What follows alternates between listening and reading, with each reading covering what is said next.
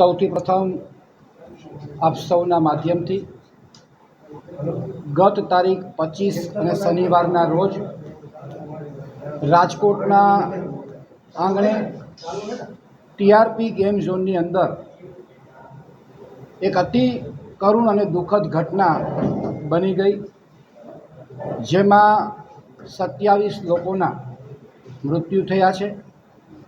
રાજકોટ માટે આ અતિ કરુણ ઘટના છે, દુઃખદ ઘટના છે।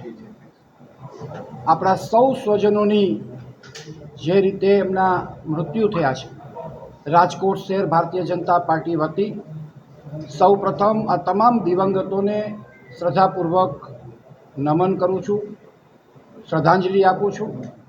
પરમ કૃપાળુ પરમાત્માને પ્રાર્થના કરું છું કે તમામ દિવંગત આત્માઓને મોક્ષ આપે। બીજું ખાસ અગત્યની જાહેરાત એ કરવાની છે કે જે કાંઈ ઘટના બની છે એ અતિ દુઃખદ ઘટના બની છે। આપણને બધાને ખ્યાલ છે કે 18મી લોકસભાની ચૂંટણી સમગ્ર દેશમાં ચાલી રહી છે, જેનો 7મો તબક્કો પણ 1લી તારીખે પૂર્ણ થવાનો છે અને 4થી તારીખે એનું પરિણામ પણ આવવાનું છે।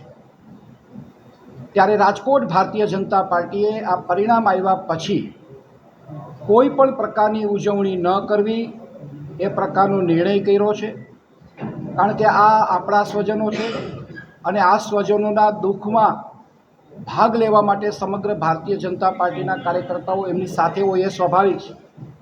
ત્યારે કોઈ પણ પ્રકારની ઉજવણી ન કરવી એ પ્રકારનો ભારતીય જનતા પાર્ટી શહેર એકમે નિર્ણય લીધો છે।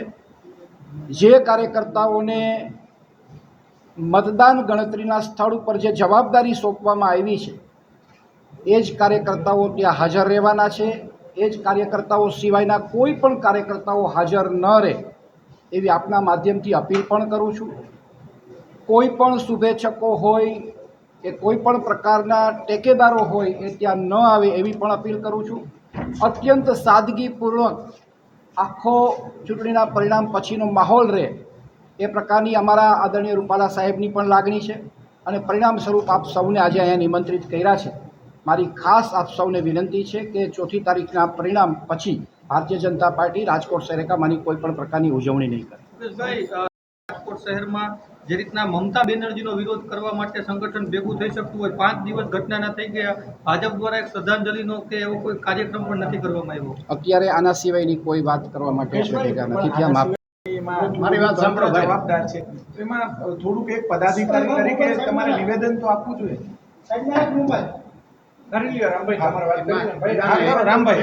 એવી વાત છે જે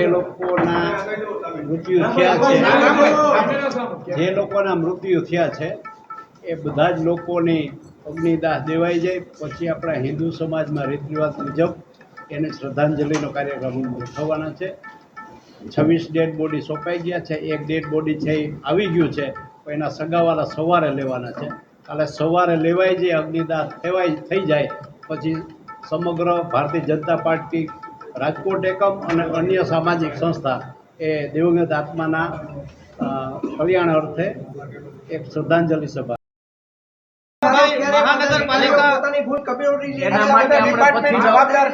સરકારે આદેશ આપ્યો છે, રાજ્ય સરકારે આદેશ આપ્યો છે કે તટસ્થ કાર્યવાહી થશે। તો માત્ર રાજકોટ લોકસભામાં ઉજવણી બંધ ન હોવી જોઈએ, આજુબાજુમાં પણ હોવી જોઈએ। ધ્રોલના માણસો પણ મર્યા છે, ગોલ્ડન ગીર સોમનાથના લોકો મર્યા છે, બીજા ઉજવણી અમે એ જ કહી છીએ તો તમે ડાયરેક્ટ બીજી વાત કરો, પદાધિકારીઓ વાળો જવાબ આપો। તમે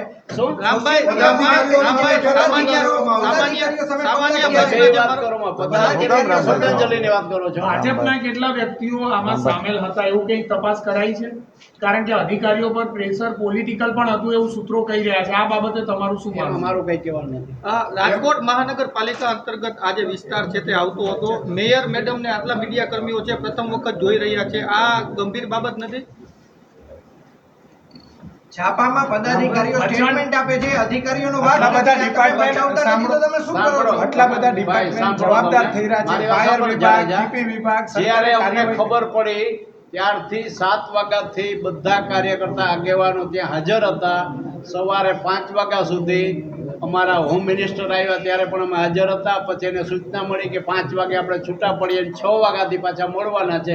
સતત સવારે 6 વાગે નાહી ધોઈ બધા તૈયાર થઈને આવી ગયા હતા અને એ જ્યાં સુધી રહ્યા ત્યાં સુધી અમે હાજર રહ્યા. સડકથી લાશો પાસે તમે શું કરતા હતા એમાં જાણવામાં અમને જરાય રસ નથી. લાશો શું કામ છેડકી એ જાણવામાં અમને રસ. અમે